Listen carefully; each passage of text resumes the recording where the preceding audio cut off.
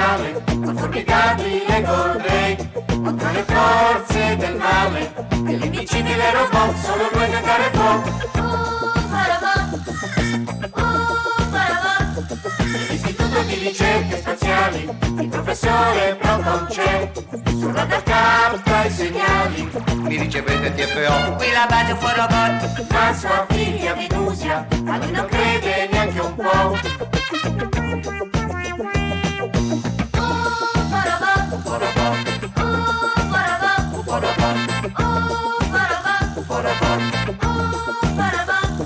Nell'infinito mondo spaziale un'altra grande forza c'è, che il sistema solare intende conquistare e la terra annientare.